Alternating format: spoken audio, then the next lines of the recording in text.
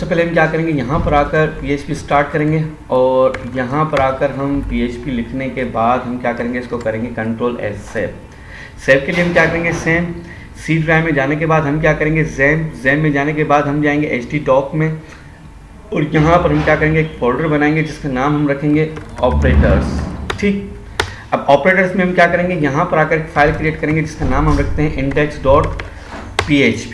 अब इस PHP के ऊपर हम काम करेंगे।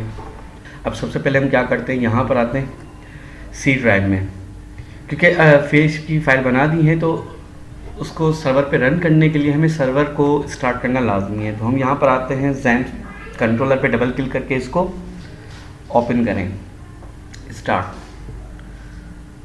ये कनेक्ट हो गया। अब हम क्या करेंगे, इसे क्लोज कर देंगे। उसके बाद हम क्या करेंगे, यहाँ पर आएंगे ब्राउज़र पे इस फाइल को रन करने के लिए।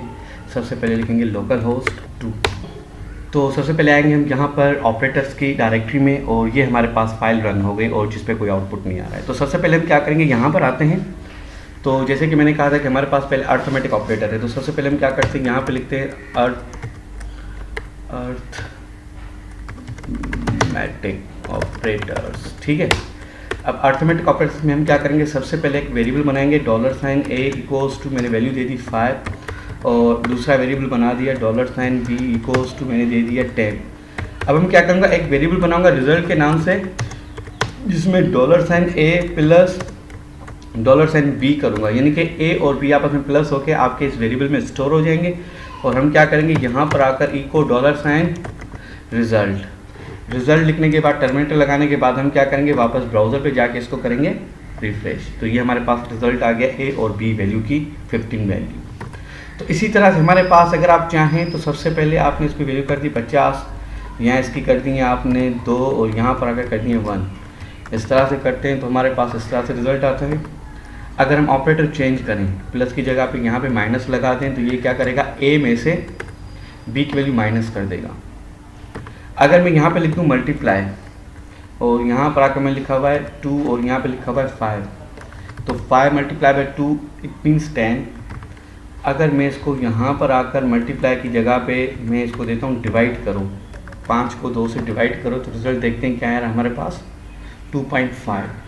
अच्छा, ये 2.5 इट मीन्स 5 हो गया। अब अगर मैं कहता हूँ कि अगर 5 को एग्जैक्ट डिवाइड करो, डिवाइड करने के बाद अगर कोई वैल्यू बच के आती है जिसको हम बोलते हैं रिमाइंडर, तो उसके लिए हम क्या करेंगे, % ऑपरेटर इस्तेमाल करेंगे और यहाँ पे चेक करेंगे कि 5 को 2 से जब डिवाइड कर दिया तो वो 2 टाइम डिवाइड करने के बाद 1 वैल्यू इसकी रिमाइंडर बच गई, क्योंकि 1 को तो वो डिवाइड कर नहीं सकता।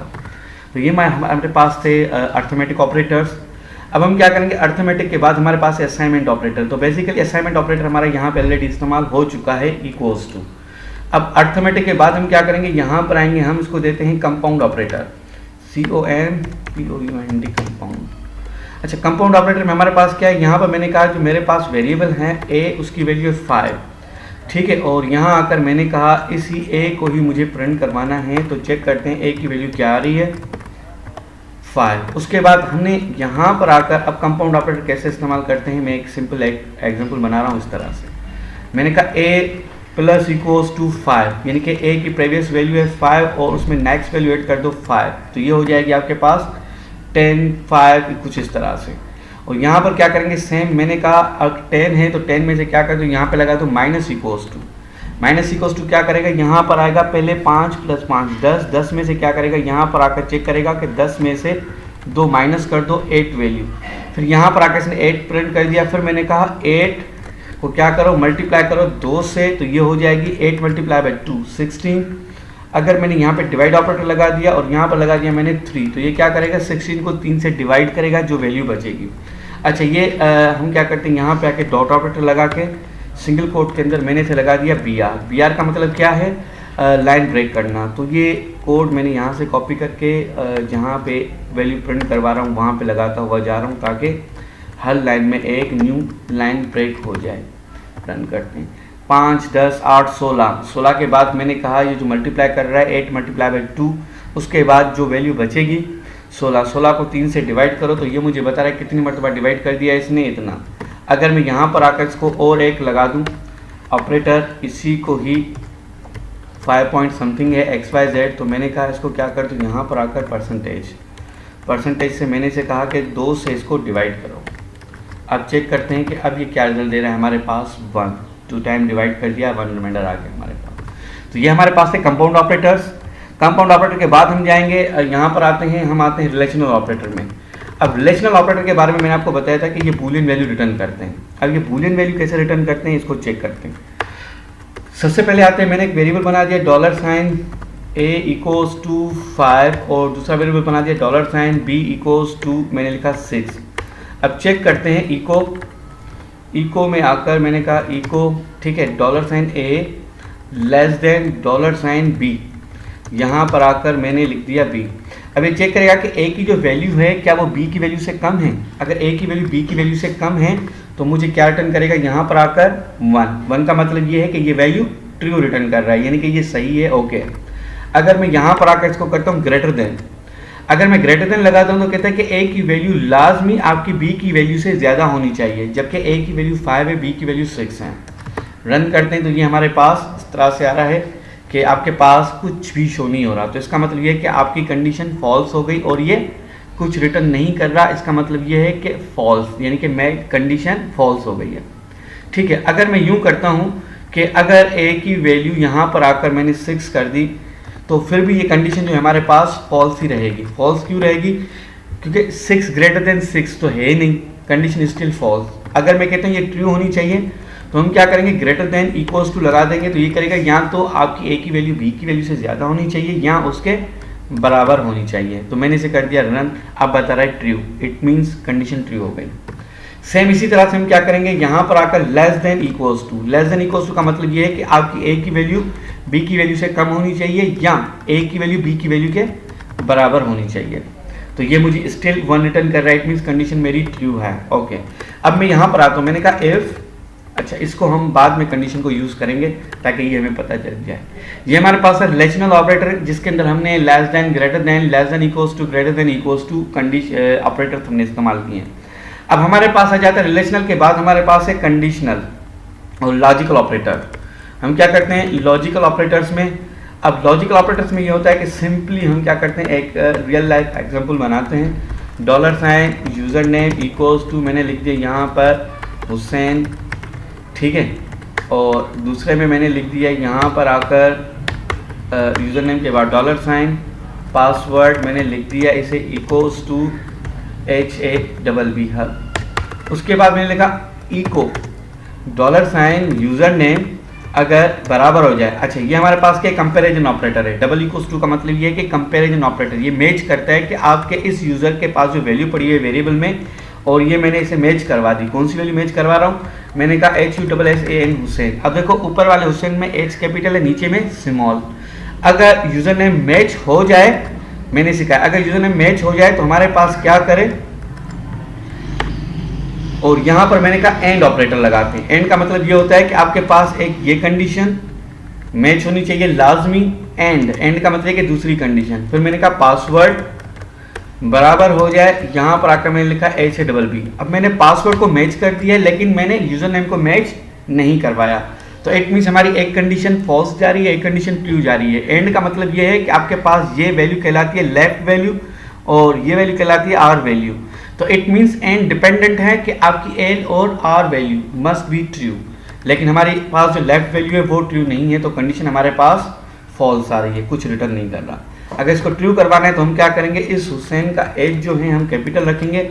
अब चेक करेंगे यूज़र नेम और पासवर्ड, अगर मैच हो तो कंडीशन ट्रू रिटर्न करे, अदरवाइज फॉल्स रिटर्न करे। तो ये हमारे पास ट्रू आ गया 1। इसी तरह से मैंने कहा कि अगर यूज़र नेम मैच नहीं होता तो डेफिनेटली हमारे पास पासवर्ड भी है, तो पासवर्ड को मैच करवाना चाहिए। इट मीन्स इन दोनों कंडीशन में से कोई एक कंडीशन मेरी ट्रू होनी चाहिए। तो हम क्या करेंगे, एंड को हटा के यहाँ पे लिखेंगे और ऑपरेटर। क्या लिखेंगे, और ऑपरेटर। मैं यहाँ पे एकदम लिख रहा हूँ एंड का मतलब ये है कि भाई इसको एंड ऑपरेटर कहा जाता है। मीन्स मस्ट बी, ठीक है, must be true as left and right value, ठीक है। अगर हम आर की बात करते हैं, इस ब्लॉक को कहा जाता है और ऑपरेटर, ठीक है।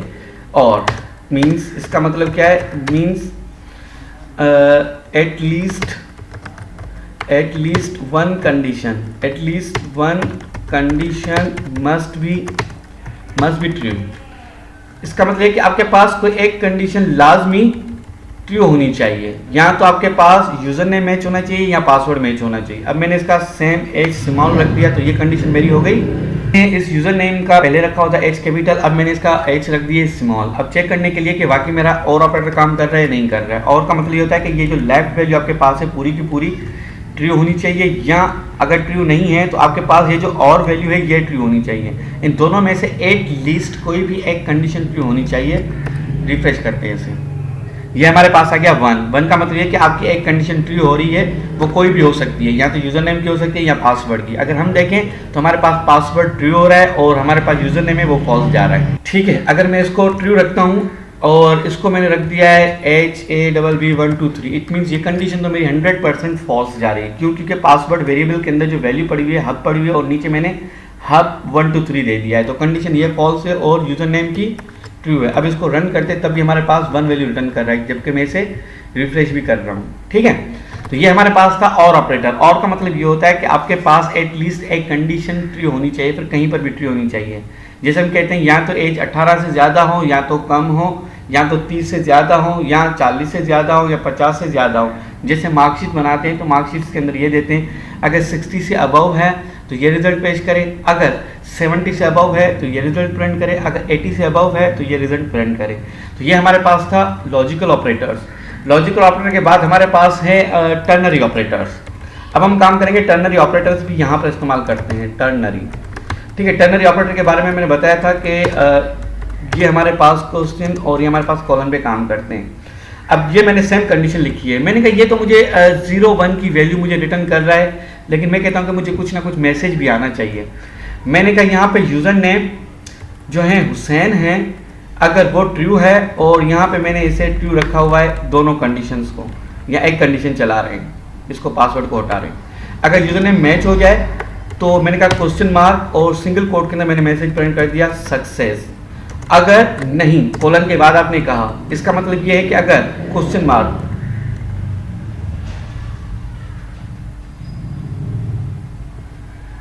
का मतलब ये है कि अगर आपकी पहली कंडीशन ट्रू हो गई तो ये सक्सेस रिटर्न करेगा, अगर नहीं तो आपके पास ये क्या रिटर्न करेगा, आपने कहा फेल्ड, मैसेज पास कर दिया। अब हम चेक करते हैं इसे, सक्सेस बता रहा है, इसका मतलब क्या हुआ कि आपके पास यूजर नेम में जो वैल्यू पड़ी हुई है हुसैन और इस हुसैन से मैच कर रहा है, ट्रू हो गई तो उसने क्वेश्चन मार्क, इट मींस आपकी ये वाली कंडीशन रिटर्न करेगा। अगर नहीं तो आपके पास कॉलन स्टेटमेंट चलेगा, इसमें जो भी वैल्यू देंगे वो प्रिंट कर देगा।